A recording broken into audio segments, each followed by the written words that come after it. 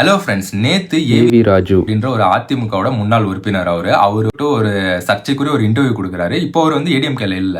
So அந்த இன்டர்வியூல அவர் என்ன சொல்றாருன்னா வந்து அதிமுகவில் இருக்கிற சில பேரோட பேரை வந்து மென்ஷன் பண்றாரு. அதுல முக்கியமா வந்து அதிமுகவோட முன்னாள் எம்எல்ஏ வெங்கடாச்சலம், அப்புறம் கருணாசு, இவங்களோட பேர்லாம் மென்ஷன் பண்ணி கூவத்தூருக்கு வந்து சில நடிகைகளை வந்து அவங்க வர வச்சதாகவும், அந்த நடிகையில திரிஷாவும் இருந்ததாகவும், திரிஷாக்கு வந்து 25 லட்சம் ரூபாய் கேட்டதாகவும் அவங்க வந்து அவர் வந்து சொல்லியிருக்காரு. அந்த இன்டர்வியூல வந்து இருந்தது வந்துட்டு அந்த இன்டர்வியூல இருந்த மைக்ஸ் வந்துட்டு கலைஞர் டிவி மைக்கும் சன் டிவி மைக்கும் இருந்துச்சு. ஒருவேளை இதுக்கு முன்னாடி வந்து திமுக இருக்கா அப்படின்னு நமக்கு தெரியாது. பட் இந்த மாதிரி ஒரு சர்ச்சைக்குரிய ஒரு இன்டர்வியூ வந்து அவர் கொடுக்குறாரு. கொடுக்கும்போது அந்த மீடியா அவர்கிட்ட கேட்குது, உங்ககிட்ட ஆதாரம் இருக்கா, இல்லை திரிஷா வந்து அதை நீங்க பாத்தீங்களான்னா, நான் எப்படி அதெல்லாம் பார்த்துட்டு இருக்க முடியும், என்கிட்ட ஆதாரம்லாம் எதுவும் இல்லை, நாங்க போனது வந்து சாப்பிட முடிஞ்ச உடனே நான் வந்துட்டேன் அப்படின்னு சொன்னாரு. ஆனா வெங்கடாச்சலம் இந்த மாதிரி கேட்டாரு அப்படின்றதான் வந்து அவர் சொல்றாரு.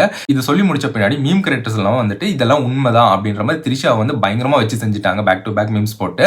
அதுக்கப்புறம் வந்துட்டு திரிஷா அவங்க வந்துட்டு ஒரு ட்வீட் போட்டாங்க, இந்த மாதிரி வந்து ஃபால்ஸ் ரூமர்ஸை ஸ்ப்ரெட் பண்ணிட்டு இருக்காங்க, நான் வந்து என்னோட லீகல் டிபார்ட்மெண்ட் மூலமா வந்து இதை டீல் பண்றேன் அப்படின்னு வந்து திரிஷா ஒரு ட்வீட் போட்டாரு.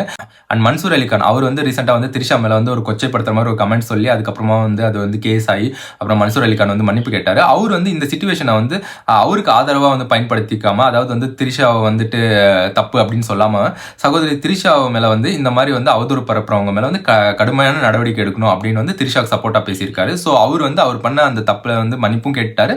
ஸோ இப்போ வந்து அவர் வந்து திரிஷாக்கு சப்போர்ட்டாகவும் நின்றுட்டாரு. அண்ட் நிறைய ஆக்டர்ஸ் வந்து திரிஷாக்கு வந்து சப்போர்ட்டா ட்வீட்ஸ் போட்டிருக்காங்க.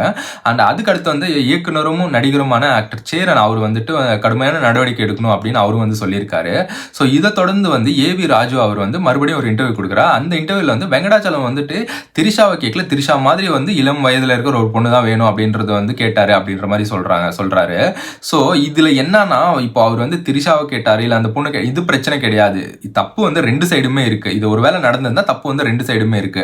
ஒரு அரசியல்வாதி பக்கமும் இருக்கு, அந்த நடந்த விஷயங்கள் மேலேயும் இருக்கு, சரிங்களா? ஆனா வந்துட்டு மீம் கிரியேட்டர்ஸ் வந்து இது எப்படி எடுத்துட்டு போனாங்கன்னா, திரிஷா வந்து தப்பு பண்ணிட்டாங்க, திரிஷா தப்பு பண்ணது வந்து அரசியல்வாதிகள். ஆனா இது வந்து மீம் கிரியேட்டர்ஸ் வந்து இந்த மாதிரி எடுத்துட்டு போறாங்க. மீம் கிரியேட்டர்ஸ் எல்லாம் வந்து நிறைய நல்ல விஷயங்கள் நடந்திருக்கு, நிறைய சேஞ்சஸ் வந்திருக்கு, கிரிஞ்சான விஷயங்கள் வந்து தடுக்கப்படுது. அண்ட் மீம் கிரியேட்டர்ஸ் வந்து ரொம்ப சில விஷயங்கள் வந்து ரொம்ப ரெஸ்பான்சிபிள் நடந்துக்கிறாங்க. அண்ட் அதே மாதிரி மீம் கிரியேட்டர்ஸ் வந்து மீடியா மேல நிறைய வந்து ஒரு குற்றச்சாட்டு வைக்கிறாங்க. அதாவது வந்து மீடியா வந்துட்டு பார்ஷியாலிட்டியா நடந்துக்கிறாங்க, கட்சிகளுக்கு ஆதரவாக நடந்துக்கிறாங்க, நியூஸ் வந்து திருச்சி எடுத்துட்டு போய் மக்கள் கிட்ட சேர்க்கிறாங்க, அந்த மாதிரி விஷயங்கள் எல்லாம் மீம் கிரியேட்டர்ஸ் சொல்றாங்க. ஆனா இன்னைக்கு வந்து மீம் கிரியேட்டர்ஸும் அதே தானே பண்ணிட்டு இருக்காங்க. மீடியாவுக்கும் மீம் கிரியேட்டர்ஸ்க்கு என்ன வித்தியாசம் இருக்கும்? ஒண்ணுமே வித்தியாசம் இல்லை இப்போ இந்த விஷயத்துல.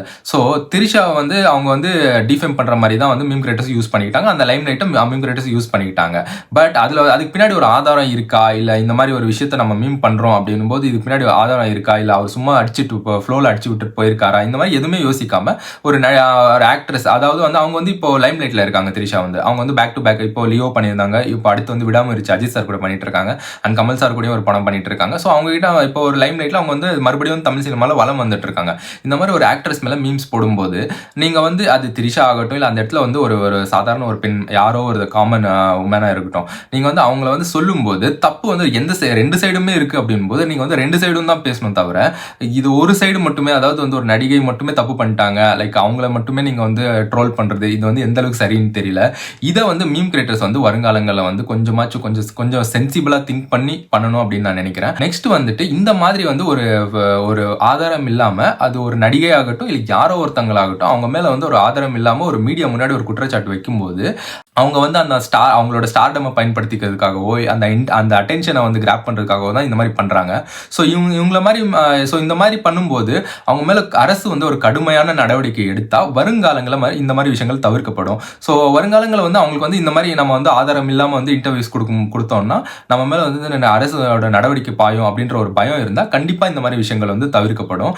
இது வந்து திரிஷா மாதிரி ஒரு ஆக்ட்ரஸ்க்கு வந்துட்டு கொஞ்சம் ஸ்ட்ரெஸ்ஸா இருக்கும். பட் ஆனால் அவங்களோட ஸ்டார்டம்க்கு வந்துட்டு அவங்க கிட்ட இருக்கிற அந்த செல்வாக்குக்கு வந்து அவங்களால வந்து இதை வந்து விஸ்டாண்ட் பண்ணி ஓவர் கம் பண்ண முடியும். ஆனா இதுவே வந்துட்டு ஒரு நார்மலான ஒரு பர்சன் மேல வந்து இந்த மாதிரி வந்து குற்றச்சாட்டுகள் ஆதாரம் இல்லாமல் வைக்கும்போது அவங்களோட லைஃப் ஸ்பாயில் ஆயிடும். ஸோ இதை வந்துட்டு சென்சிபிளா மீடியாவும் ஆகட்டும், மீம் கிரியேட்டர்ஸும் ஆகட்டும் பண்ணணும். அதே மாதிரி அரசும் வந்து இந்த மாதிரியான விஷயங்களுக்கு வந்து இனிமே வந்து இடம் கொடுக்க கூடாதுன்னு நினைக்கிறேன்.